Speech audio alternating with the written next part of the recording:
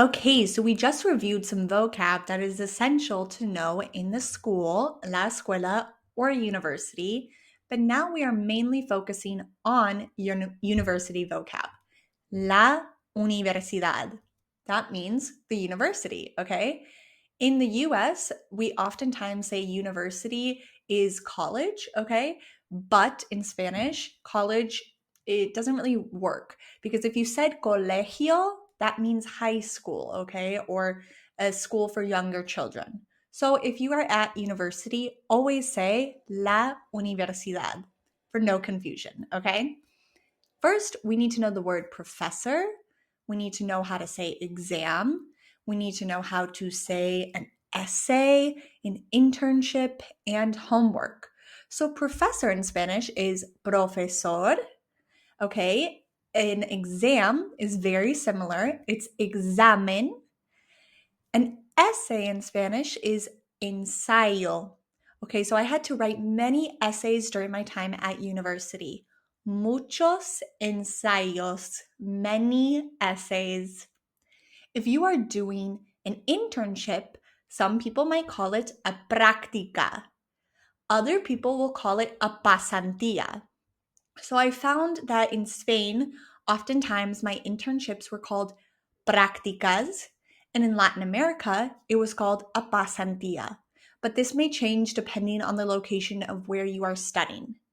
And then if you happen to have homework, you are going to use the word tarea. Tarea. No me gusta tarea. I don't like homework. At university, you will oftentimes find yourself having to take an exam or a test. There are two ways that we can say this in Spanish. A test is examen or prueba. They both mean the same thing. And if you are being tested on a quiz, we oftentimes use the same word in Spanish, un quiz, okay? We just use a Spanish pronunciation. So remember, we have examen, prueba, and quiz. Great job. When we are studying in a Spanish-speaking country, we are going to have a teacher or a professor. We have to understand what the correct words are for both. Okay, so if we have a teacher, maybe we are in high school, we would say maestro or maestra. So I am a maestra, a teacher, okay? But if I was male, I would say maestro. Hear the difference. Maestro, maestra. And then if you are saying teachers, more than one, okay, we call this plural, you would just put an end, the end of maestro, you would put an S, okay? So maestro becomes maestros. And that doesn't matter if it's a mix of male teachers and female teachers. It always becomes masculine if it's more than one, okay? So maestros. If it was many female teachers, but only female teachers, no male teachers, then we could say maestras. But that's the only exception. Now, if we're talking about a professor at the university, a male professor is going to be profesor. Profesor. And a female professor, profesora. Okay, you might also refer to your professor as doctor or doctora, okay, doctor.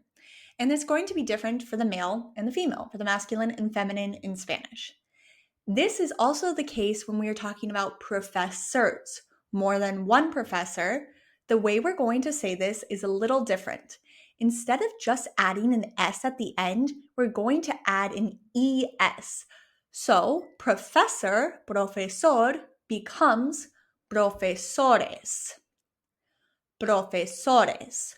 Los profesores. The professors. Okay, remember that this is the masculine form, but it doesn't just mean all male professors. It may be a mix of male and female professors, but it becomes all masculine. If I'm only talking about female professors, only female professors, no male professors in the group, I can say profesoras, las profesoras. Okay? Wonderful job, and we'll see you in the next one.